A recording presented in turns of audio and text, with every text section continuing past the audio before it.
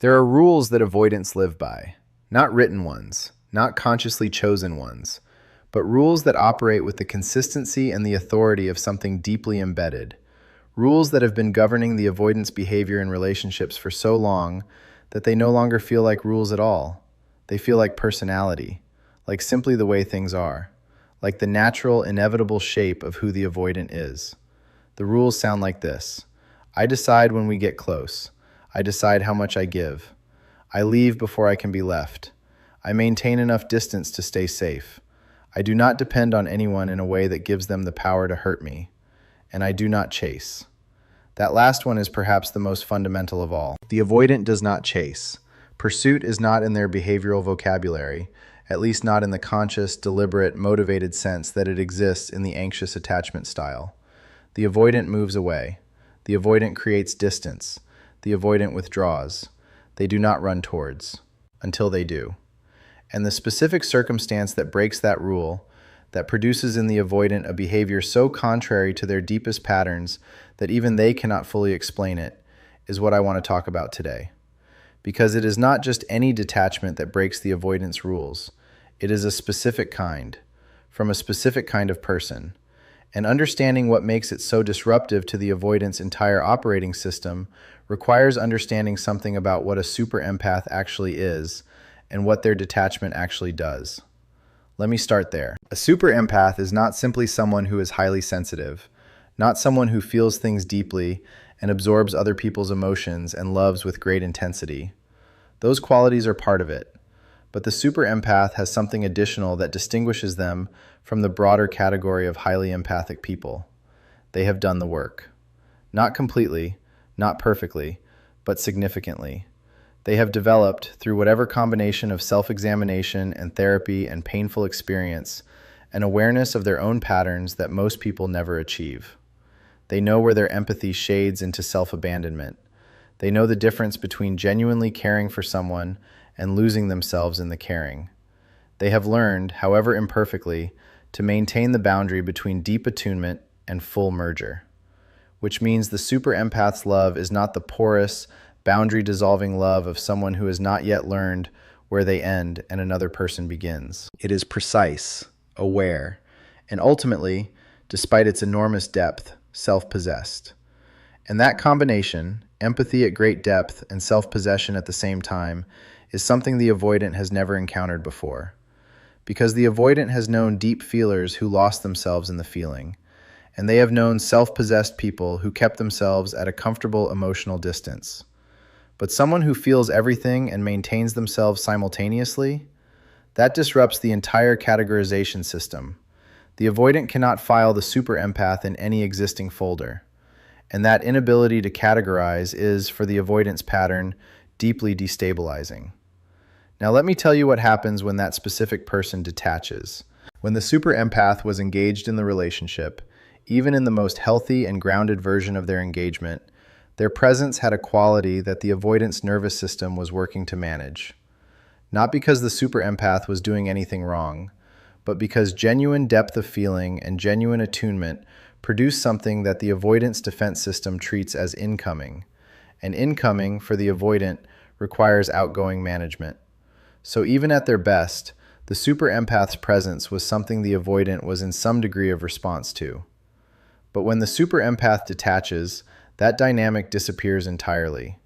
Not because the super empath has become cold or withholding or strategically unavailable, but because they have genuinely redirected. The quality of their attention, the direction of their considerable depth of feeling, the orientation of their presence in the world, has moved away from the avoidant. Not in anger, not in performance, not with the quality of someone who is watching to see what effect the moving has, but with the specific, unambiguous, completely real quality of someone who has made an internal decision and is living inside it. And the avoidant feels the difference between that and every other kind of distance they have ever encountered. Because every other kind of distance the avoidant has experienced has been, in some way, about them. The anxious partner going quiet is about them. The hurt person withdrawing to make a point is about them. The person doing no contact as a strategy is, underneath the strategy, still about them. But the super empath's genuine detachment is not about them. It is about the super empath. It is about a person who has a life and an interior world and a direction they are moving in that has, after significant consideration, determined that this particular relationship is not serving that direction. And being not the center of something, being genuinely peripheral to someone who was once completely present with you, is the most disorienting thing the avoidant can experience. Because the avoidant's entire pattern was built around the management of centrality, around managing how close the person at the center of their relational world could get, around maintaining the control that comes from being the one who decides the distance. But you cannot manage your own distance from someone who is no longer centered on you. The rules that governed the avoidance behavior were all predicated on a specific relational structure, one in which the avoidant was the one with more detachment, the one with less need, the one with more power in the unspoken economy of who cares more. When the super empath genuinely detaches, that structure inverts, and the avoidant, suddenly and without preparation, finds themselves in the unfamiliar position of being the one who cares more, the one who notices the absence, the one who reaches for something that is no longer reaching back, the one who, despite every rule they have ever lived by, feels the pull towards something that is moving away. And the rules break. Not all at once, not without resistance. The avoidance pattern does not simply dissolve because the circumstances have changed. The resistance is real. The discomfort is real. The specific terror of breaking the most fundamental rule, of moving towards instead of away, of chasing instead of being chased, is genuinely uncomfortable in a way that most people underestimate. But the pull is stronger, because the super empath's detachment has produced something in the avoidance interior experience that the usual management strategies cannot address.